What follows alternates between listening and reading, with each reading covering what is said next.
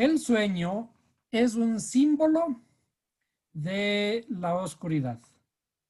Cuando nosotros vemos en la Torá que dice que determinado personaje vivió tantos días, dice, y los días de Sara, por ejemplo, los días de Abraham, los días de los patriarcas, fueron tantos días, ¿de qué está hablando? Cuando nosotros vivimos, ¿qué vivimos? Contamos lo que hemos hecho. ¿Y qué hacemos? ¿Cuándo hacemos? Generalmente lo hacemos durante el día.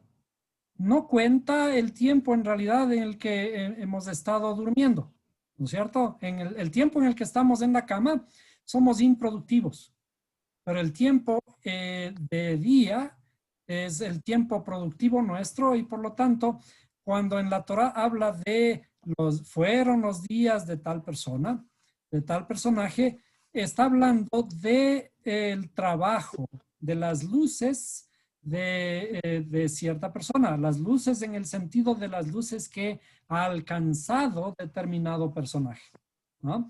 Y esos personajes en realidad no son personajes, sino son personificaciones de nuestras cualidades interiores, de nuestra alma. Ahora, y hemos analizado algunas veces esto, pero toda la Torá ha personificado toda nuestra interioridad como esos personajes que parecen patriarcas, que parece Adán, que parecen el pueblo de Israel, etc.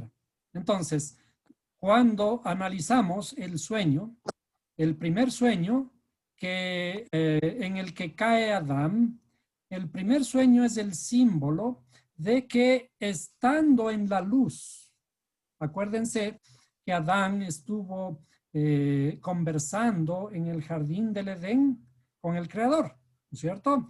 El jardín del Edén significa estar en las delicias, gozando de las delicias del Creador. No es el jardín del Edén, no es ningún lugar en este mundo. Muchos se refieren al jardín del Edén como un lugar en Mesopotamia, que ahora es Irak, ¿no? Y dicen, se refieren, porque la Biblia dice que y plantó Dios un Edén, el Edén en Oriente. ¿Dónde es el Oriente? Dicen ellos. Como estamos hablando de la Biblia, el Oriente respecto de Israel es Irak. Pero no dice en ninguna parte de que sea el Oriente respecto de Israel. Entonces, el Oriente en la escritura, la palabra Oriente es Kedem. Y esta palabra Kedem significa antigüedad, arriba, y también significa eterno. Entonces, cuando estamos hablando del Edén, en el Edén, el Adán estuvo en la presencia del Creador, en las delicias, porque Edén significa delicias. Entonces, estuvo gozando de la presencia del Creador. Ahora, el Creador, en el momento que ve supuestamente, ¿no? En la alegoría, ve al Adán y dice, he creado al Adán, pero me parece que no está bien que el hombre esté solo. No es bueno que el hombre esté solo, así está escrito, ¿no es cierto? ¿Qué significaría? Si es que nosotros leemos la Torá, en toda la creación dice, y he aquí que fue bueno. Y bueno en gran manera. ¿Cómo es que siendo bueno? En ese momento se da cuenta, dice, no, no está bueno que el hombre esté solo. Es decir, como que en ese momento se da cuenta de algo que le falta, ¿no es cierto? Recuerden, de todas maneras es una alegoría, pero el creador como que reflexiona y dice, no es bueno que el hombre esté solo, le haré ayuda idónea para él. Y entonces dice que el creador le hizo caer en un sueño profundo a Adán. Eso de hacerle caer en un sueño profundo es el símbolo de que pasamos de la luz del día, en que estamos en el goce de la presencia del Creador, a este mundo, al mundo de las tinieblas. ¿Por qué? cuando la Biblia mismo responde, ¿no? Dice, ¿cuándo duermen los que duermen? Dice, la Biblia mismo se responde, dice, porque de noche duermen. Y también otra vez reflexiona y dice, ¿cuándo se emborrachan los que se emborrachan? De noche se emborrachan. Entonces, en realidad, esa reflexión está hablando de nuestra interioridad, que pasamos de la luz junto al Creador a un estado de oscuridad. ¿Qué significa la oscuridad? A un estado de ignorancia. Entonces, ¿para qué caemos en la oscuridad? Para retornar, reflexionar, retornar hacia la luz. Y ese trabajo de pasar de no saber nada de la oscuridad hacia la luz merece un esfuerzo. Y ese esfuerzo es el que tenemos que ganarnos. Entonces, cada vez que encontremos en la escritura y se durmió, como en el caso de Jonás, Jonás, que era una alegoría de qué? Una alegoría de alma que viene a este mundo y toma posesión de un cuerpo. Entonces, el creador, cuando manda un alma a este mundo, le manda con un objetivo, ¿no? Con una tarea. Y allí está simbolizado, le dice a Jonás, anda a predicar a Nínive. Y es curioso porque ¿por qué tenía que ir a predicar en una ciudad extranjera? Y allí nosotros vemos que en la Torá, en realidad, no es que en el Nuevo Testamento aparece el evangelio hacia los gentiles. No es cierto. De la Torá misma ya aparece el ir a predicar a un pueblo gentil, en este caso a Nínive. Entonces le manda a Jonás a una tarea, ir a predicar a Nínive. ¿Por qué? Porque cuando le manda a predicar a Nínive, lo que está diciendo es de que el alma tiene que comenzar a transformar ese lugar que se llama gentil. ¿Qué es gentil? Idólatra. ¿Qué es idólatra? Estar en la oscuridad. Pero, ¿qué ocurre con Jonás? Dice que huyó de esa tarea. Y eso es una reflexión de que nuestra alma cuando viene, toma posesión de un cuerpo, el cuerpo es esa cárcel que tiene aprisionada, le tiene al alma, le tiene en una limitación. Entonces, se olvida de su tarea, a propósito se olvida, de acuerdo a la historia de Jonás, y dice, y descendió para huir de la presencia del Creador, descendió, es otro término, ¿no? Cuando la escritura nosotros vemos, dice, descendió, está hablando de descensos espirituales, dice, descendió a Jope, y allí en Jope tomó un pasaje en un barco y también la palabra cuando dice entró al barco no dice entró, sino descendió al barco. ¿No? Y estando en el barco, descendió a la parte más profunda del barco. Dormir. O sea, hay tres descensos allí. Desciende a Jope, después desciende al barco y en el barco desciende a la parte más profunda. Entonces, cuando leemos esas historias tenemos que aprender a descifrar esas palabras que es la intención que tiene el escrito. Entonces, llega al interior del barco y dice, y allí se durmió. ¿Qué significa entonces que se durmió? Que dormirse significa entregarse en los brazos de la oscuridad.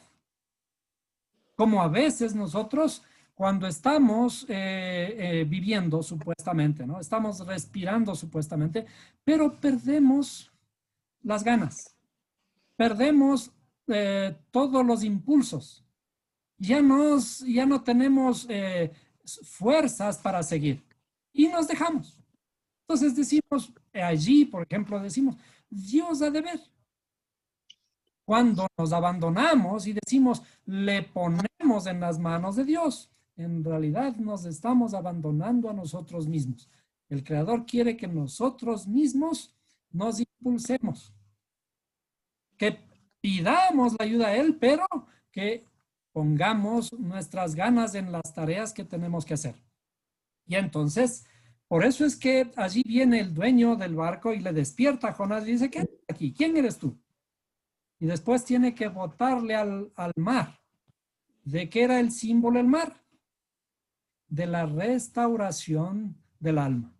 Entonces, ¿por qué? Porque ¿cómo se restaura el alma? Dice que tenemos que nacer de agua y de espíritu. Entonces, el entrar en el agua, cuando Jonás es lanzado al agua, se calmó el mar. Y ahora, allí dice que Dios le había provisto un gran pez que lo tragó. ¿Quién es ese gran pez? Justo en el mar de la Torá hay peces que son los que están indagando en las maravillas de la Torá.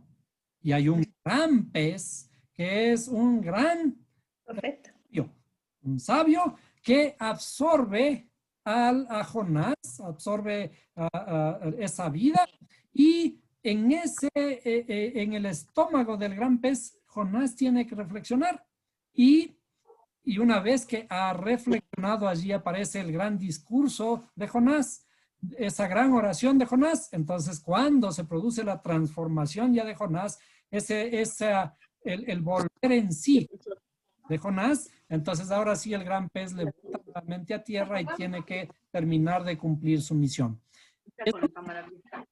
La otra alegoría respecto del sueño es cuando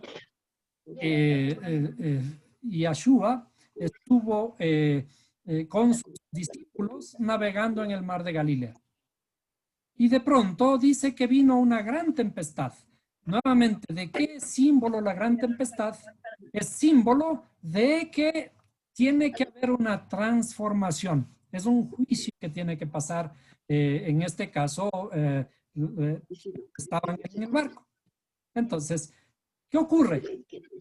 Mientras ocurre esa tempestad y comienzan a agitarse las aguas, todos se preocupan y sin embargo van a ver y Jesús, Yeshua, estaba dormido. ¿Qué significa, qué símbolo tiene el hecho de que Yeshua esté dormido en la barca? Entonces, la barca es símbolo de es símbolo de nuestra alma, también de nuestra interioridad, ¿cierto? Y en nuestra interioridad vive la luz, vive el Mesías. En nuestro corazón, ¿se acuerdan que él dice, yo estoy a la puerta y llamo? Entonces, Yeshua está allí, pero está dormido. ¿Qué significa? La luz está escondida. ¿Se acuerdan que él mismo dijo, no es posible que ustedes pongan una luz debajo de la mesa? Eso es esconder la luz. Eso es dormirse. Eso es tapar, llegar a la oscuridad. Entonces, en nuestra alma, Yeshua, el Mesías, está dormido. ¿Qué hay que hacer? Despiértate, fueron corriendo a decir, despiértate, ¿qué te pasa? ¿Tú no ves que estamos pereciendo? ¿Y tú aquí dormido? Le reclamaban sus propios discípulos. Y el que les dijo, hombres de poca fe. De poca fe, ¿por qué? Porque tenían al mismo maestro dormido. En nuestra interioridad tenemos la luz, pero está dormida, está escondida.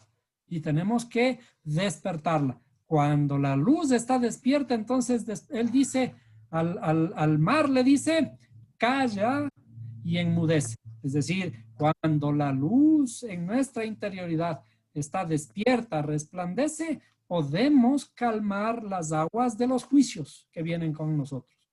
Y entonces todo se calma y el barco puede navegar tranquilamente. Entonces, el sueño es símbolo de nuestra ignorancia. Por eso, al final, Pablo mismo dice, es hora de despertarnos de este profundo sueño. También lo dice Pedro en su carta. Una de sus cartas dice, y es hora de despertarnos de este profundo sueño. ¿Cuál sueño? El sueño en el que nos encontramos en este mundo. Y dice, y te alumbrará Mashiach. Tenemos que pasar de la oscuridad a la luz. Tenemos que salir del sueño y tomar impulso para vivir en la luz del día. Y entonces, cuando vivimos en la luz del día, allí cuentan nuestros días y nuestros días finalmente serán tomados en cuenta al final. Por eso es al final de nuestros días, ¿no es cierto? Al final de nuestros días es al final de todo nuestro trabajo, de toda nuestra revelación, en donde ya se contarán nuestros días, o sea, nuestro ascenso, nuestras acciones.